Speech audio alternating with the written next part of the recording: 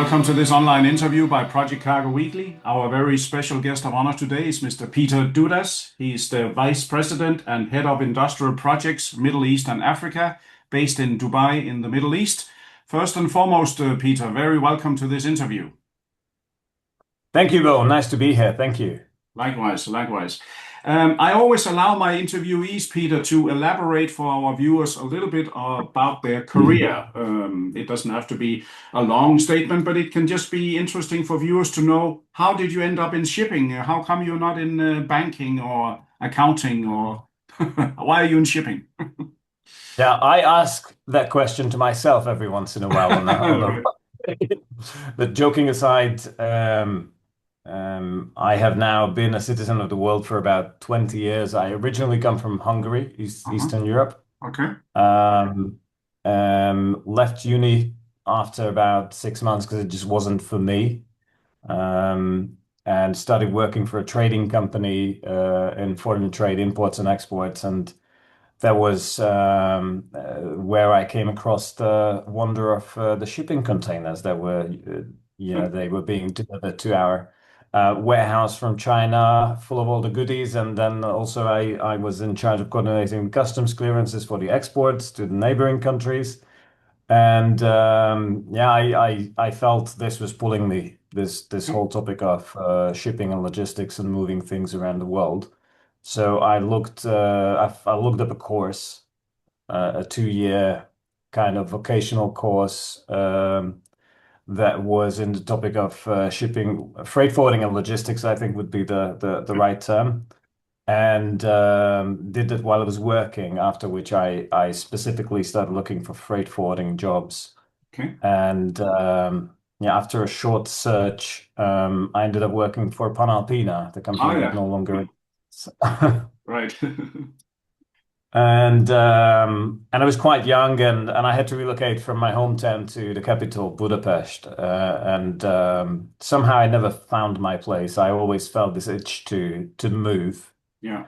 And one day I just walked up to my then country manager, who was an Austrian gentleman, and said, do you know, if there was an opportunity, I know the company's big, 150 countries. If there was an opportunity to go abroad and try myself, I would love that. Hmm. And he responded almost instantly, pointing his finger at me and saying, Nigeria. Uh, Wow. I'll admit I didn't know much about Nigeria at the time. I was, I think, 22 or 23. Wow. But I learned those days that Panalpina had a very big operational footprint in Nigeria. This is the mid 2000s. Yeah. And was invited to the head office in Switzerland for an interview. Oh yeah. It was the first time I flew, I think, commercially. So, and then it was a very interesting experience to see another country, a whole different world. I think it's quite a stark cultural and economic difference between, Eastern Europe and Switzerland, of all Oh yeah. places. Of course. Um, and they offered me a position in what was the regional back office for the West Africa operations to be trained up and then be transferred to Africa when there was an opening. Okay. I lived 2 years in Basel, Switzerland, where my mindset was always that I'm in transit. Mm. I'm gonna go to Africa. And 2 years later, there was an opening in Ghana, which suited me because it was a bit more relaxed Yeah. than some of the West African countries, but also an English-speaking country, Yeah. which was the only other language that I spoke other than my native and some little German. But all the Francophone countries and the Portuguese-speaking countries were just not really an option for me. Right. And there was a time when they had just found commercial oil in Ghana, and hence the role the company wanted to see if they can expand the business in that segment. And so I learned a lot over there about logistics supporting the offshore oil and gas industry, which I think is a little different than the field that I'm mostly active in today. Yeah. And see, of all places, it is Ghana that I met my wife, Oh, she was also an expat there at the time. okay. And her company actually within a year, I think, told her that we need you to move to Papua New Guinea because there's a this big LNG project there, and her company had a big contract, and after a lot of back and forthing, we had decided that we would move, and I was looking for another job. Hmm. Um, and if you consider the globe, I mean, Ghana and Papua New Guinea are almost Yeah, opposite sides of the globe. So definitely. that Yeah. was quite a journey. But I ended up with Doigro Ah, working yeah. in Guinea, who at the time were just preparing for the PNG LNG contract that they had with one of the EPC contractors on that project. Yeah. And I mean, again, a very steep learning curve there for me over the 2 year period that I spent in Papua New Guinea Wow. because we were doing everything ourselves. We built, I mean, we had constructed uh, a heavy lift yard Mhm. airside. We loaded and offloaded 88 AN-124 Antonov flights. Cool. I I had to become a certified rigger, Yeah. Wow. right? Uh, I was supervising vessel discharges in the port, being the lead pilot for the oversized convoys that we did with own transport equipment as well in Papua Mhm. New Guinea, which is a wonderful place in many ways, but security is not one of its No. main advantages. So, learned a lot about the industry. Um, well before the age of 30, and then the project was starting to wrap up. And I remember I got a call one day from a gentleman who's also today a big name in the shipping industry, I think, Dominic Stahler, Ah, yes. um, who, who introduced himself, calling, of course, from Houston at the time, and said we've got this big mining opportunity with one of our preferred customers in Ghana, and he'd been told about my history in Ghana. So basically, I had 7 days to sort my affairs, Wow. so to say, leave my wife temporarily behind, get on a plane, move to the Temporary. UK. Yeah. Yeah, move to the UK, get a visa, and get on a plane and go to Ghana, and meet with potential subcontractors and agents, and gather all the information that we needed for the RFQ. Went to South Africa thereafter, where I had my first experience with writing a proposal with Dominic, and that was quite a defining moment, as it later turned out. Um, for after that opportunity, I discovered that I had quite a unique knack for writing, synthesizing information and presenting it in a way that is fit for the purpose. And so, after a couple of years doing business development and sort of ancillary things, working with some of the bigger names in Doiguru in the UK, Hmm. um, I found myself in tender management Yeah. and did that for a good, I think, about 5 years. Okay. Interesting. And then, what led you then ultimately to DHL after this big career? It was a very interesting time. This was COVID. Yeah. Ah, yeah. Um, at, yeah, 2021, I had moved out of London Yeah.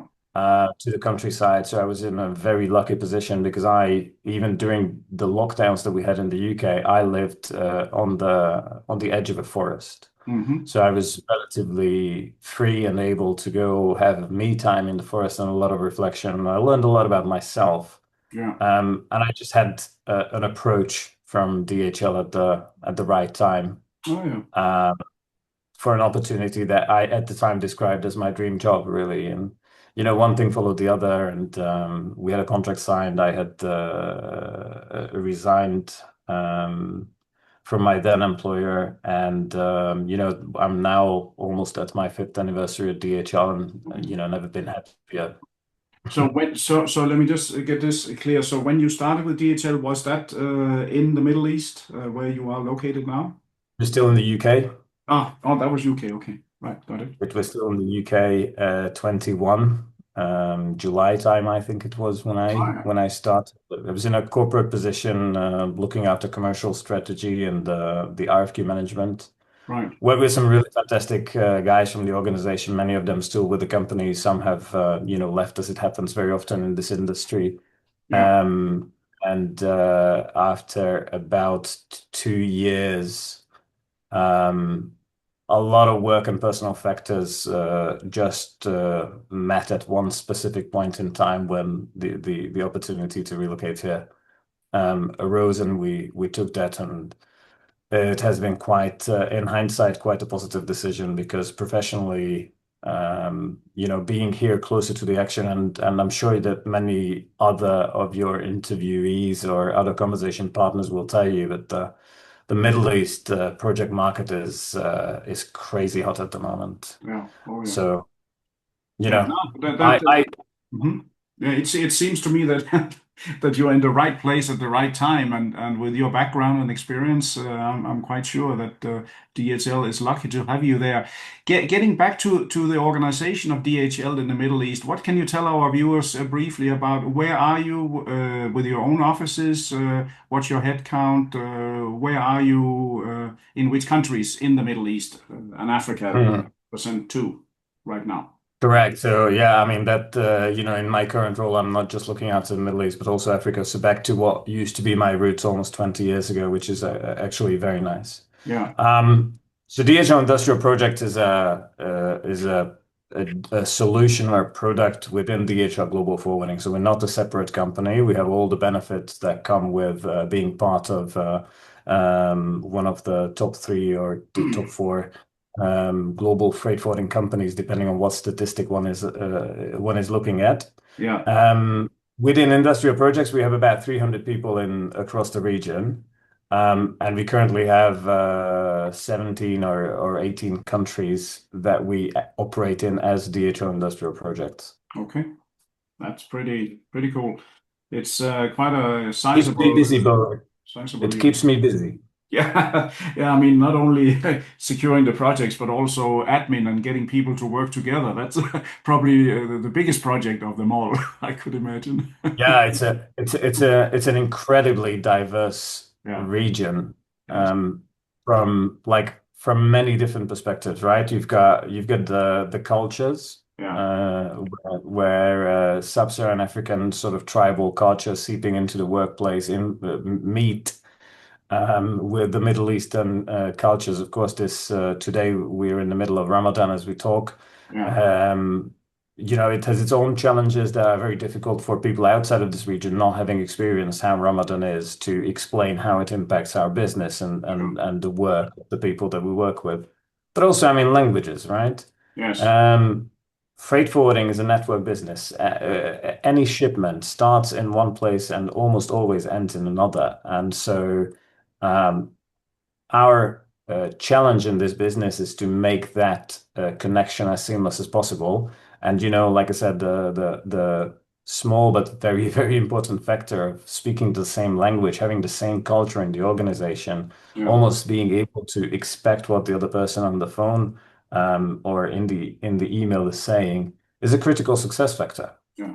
No, that's very true, and I think I mean DHL overall, as far as I can see from around the world, has a fantastic name.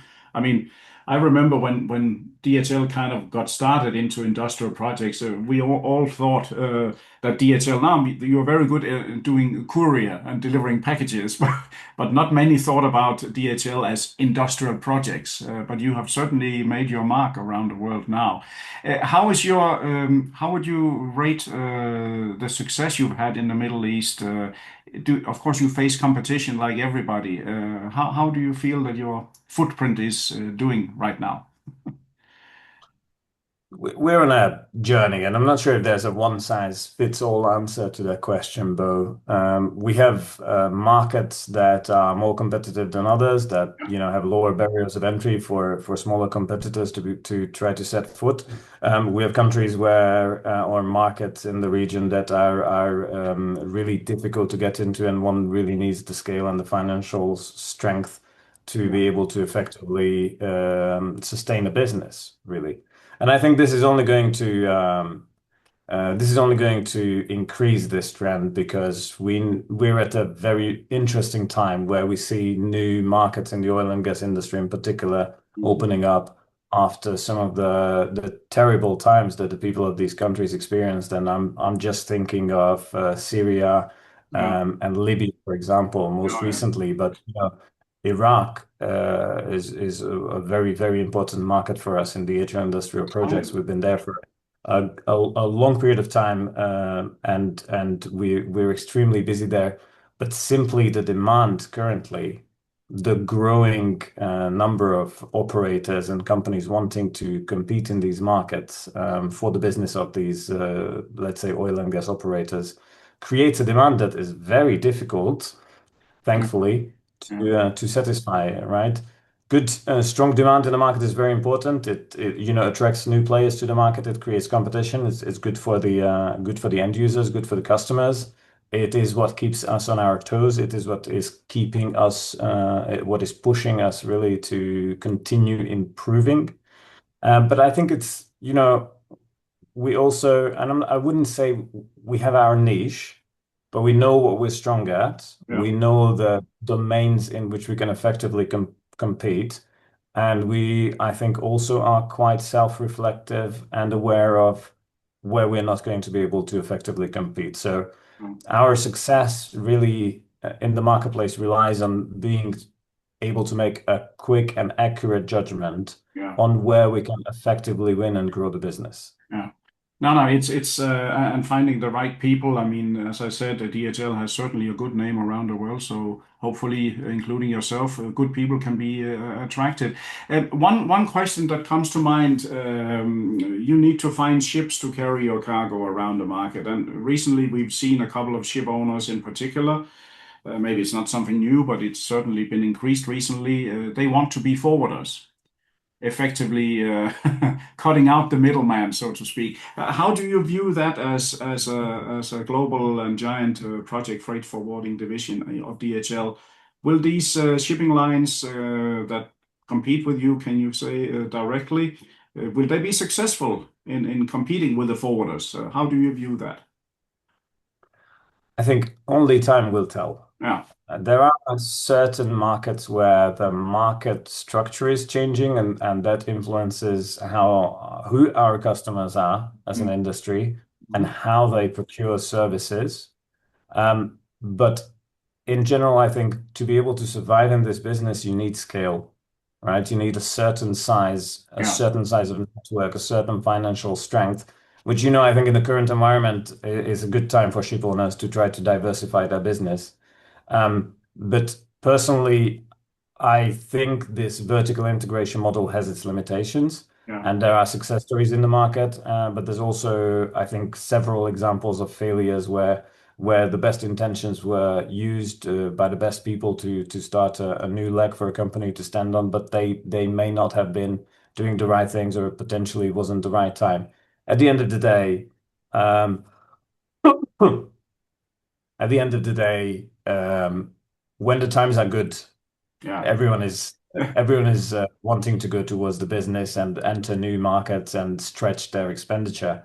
sure. When times get tough, that's when I think the saying we would say in England is the wheat gets sorted from the chaff, right? Yes, That's yes. where that's where I think when the music stops and we're short a couple of chairs, some people will not be able to sit down. Yeah, no, that's very well said, actually.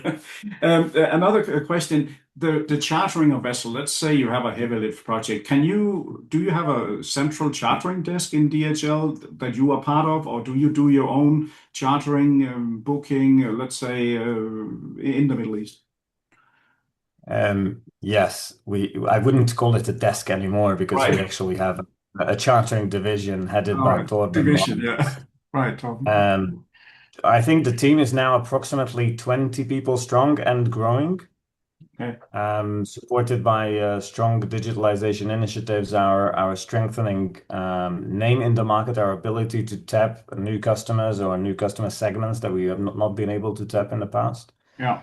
Um, and Torben has grown this department from just himself 5 or 6 years ago. Yeah. So incredible growth that we've witnessed. Of course, we're not a broker, and we're a freight forwarder who charters ships to deliver the services and the goods that we need to. Yeah. Which means that the chartering division is not an island in the business. Sure, there are occasions when they do things, they behave entrepreneurially and find opportunities that otherwise, as a freight forwarding organization, we may not be able to.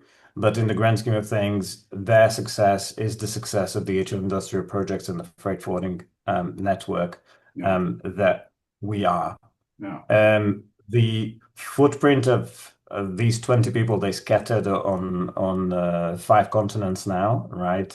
So we always try to be the closest to the carriers, closest to the ship owners, reduce the distances, reduce the noise in the communication Yeah. to be able to get the best rates and be able to secure the business in this very competitive marketplace. Yeah. Now that sounds it sounds like you have certainly that in hand, and with, as I said, with your size, you can do door to door, and you have a good name. Yeah, you certainly have big chances for the big projects to be up there with the Joneses, as the movie says. How do you still go out to visit customers personally, or has that changed in any way after Corona? Like we are having our interview online here. Are customers still willing to see you in the field, and that you can have meetings with them? 100%. Okay, well, 100%. that's good to hear. Yeah, I think the biggest benefactors of the rebound from COVID have been the airlines, not just Yeah, because of the tourism, but also that nothing beats, particularly in our business, yeah, face which to is face. not a highly commoditized business in every aspect. Yeah, Some aspects it is. The relationships and the face-to-face opportunities for a conversation, for a coffee, for a yeah, handshake, for a beverage, yeah. those are still, I think, the defining moments. Not the only way that business is made. Those days are gone. They were before my time, unfortunately. Uh, but I think in order to be successful in this industry, one needs to be out there. So I Yeah, was sitting with customers in Abu Dhabi two weeks ago, yeah, and you know, we've had some really stunning feedback on the performance of the business and the services that we deliver. And I'm incredibly proud of the teams who enabled and delivered that. yeah, But also we've been given, and I mean those words, we have been gifted some feedback that will allow us to actually improve our services and get better yeah, as time goes on. yeah, And if you don't mind, I wanted to step back to one of the previous points that you mentioned, which yeah. is I think as an industry, we do have a challenge in attracting new talent. Correct. I think I've got a 20-year-old son, Hmm. and I see the difference at home. And I was, when I got the opportunity to jump on a plane and move to another continent, I was keen. I wanted to explore, and Yeah, the current youth, I think, is not universally true that they would be the same. They no, live life at a different pace. They have different sets of values, and I think generally speaking, project forwarding is not an easy sell. It's not what I would call a sexy profession. no. Um, it is for most of us, right? I Yeah, love this industry. I wouldn't yeah. leave it I mean, I think I might one day potentially become a stand-up comedian, but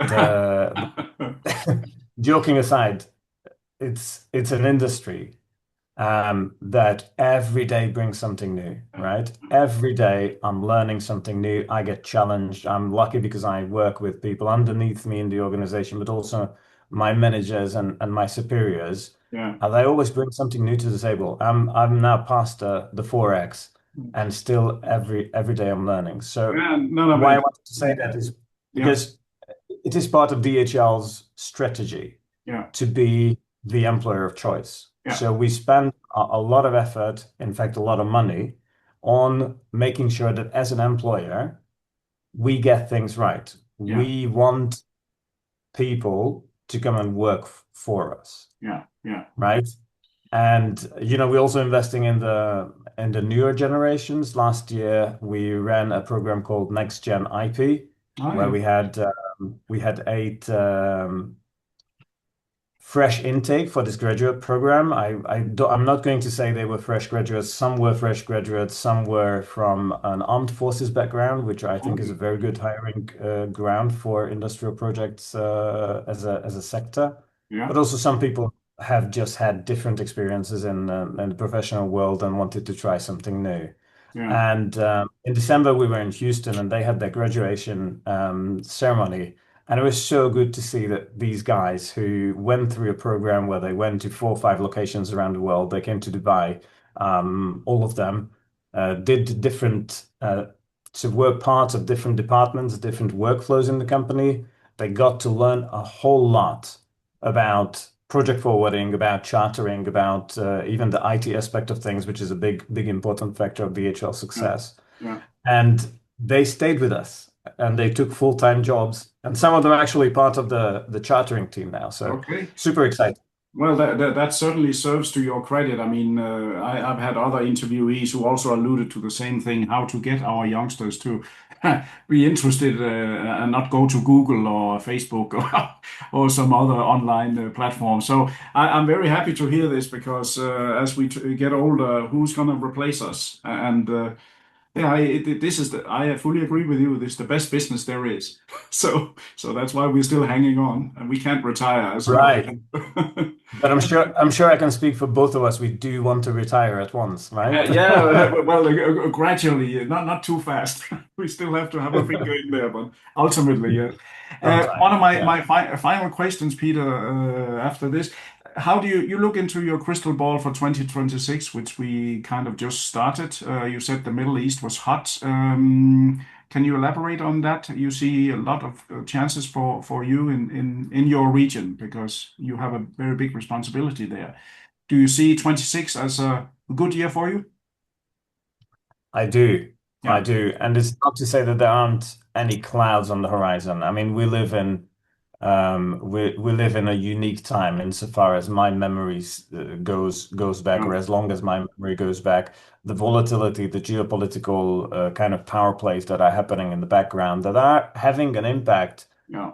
on the business of our customers, right? With the tariff tussle involving the US and many other countries. This is an impact on our customers in terms of not really knowing what's going to happen. Our industry, we have very long lead times, right? Some projects take 5, 10, 15 years to actually get from paper to the sod being cut and the construction being started and the rounds of approvals that need to be achieved, and the investment that needs to be secured for these projects, and the rounds of tendering and the Yeah. feed to the EPC phase. These are, I think, throwing some sand in the machinery. I think some things are slowing down a bit. But at the same time, I think from a Middle East perspective, what we do see is a combination of both the state-owned companies investing very heavily, Oh, yeah. particularly in GCC states, Yeah. into not just one sector, into a lot of sectors. And we can start and talk about the investments that are going into the oil and gas sector, the Oh, yeah. traditional kind of projects and EPC industries that I think continues to be our bread and butter, but it's also supplemented by the effects of the diversification of these governments into renewables. Yeah. Yeah. So, I mean, here in the Middle East, we have 355 sunny days. The cost of producing solar electricity Yeah. and equally wind electricity, according to a paper that I have read, is the lowest here Mm. compared to the rest of the world, Okay. right? So the potential here is huge. And in fact, we last year we delivered several wind farm projects, several solar projects, Yeah. and this is going to continue. This is Okay. going to continue. I Okay. don't think, the old energy, so to say, will go away, but we see these new branches, the new energy industries. We see sustainable aviation fuel projects taking place in the region. Of Mm. course, being DHL with DHL Aviation having a very, very large fleet of aircrafts, we're interested in that development, not just as a project forwarder, but also as a potential buyer of the products because the sustainability aspect of our business is extremely important to us, and we are amongst the first forwarders who have actually invested into securing sustainable aviation, sustainable marine fuel supplies that we can then resell to our customers to allow them to reduce their carbon footprints.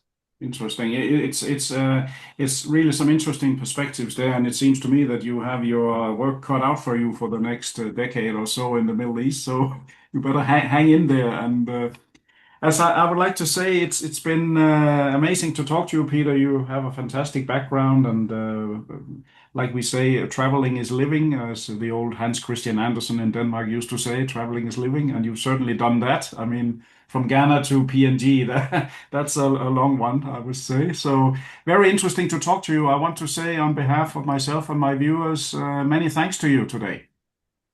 Thank you very much for the opportunity, Bill. Certainly, certainly. And to all our listeners, viewers, and readers from around the world, this was yet another great interview by Project Cargo Weekly. Our very special guest of honor today has been Mr. Peter Dudas. He's the head of and vice president of industrial projects for DHL. He's based in Dubai in the Middle East. Has a quite impressive background, as you can hear from this interview, and I think you should certainly consider to call DHL next time you have an industrial project and not only when you have a courier delivery. So they can do it all.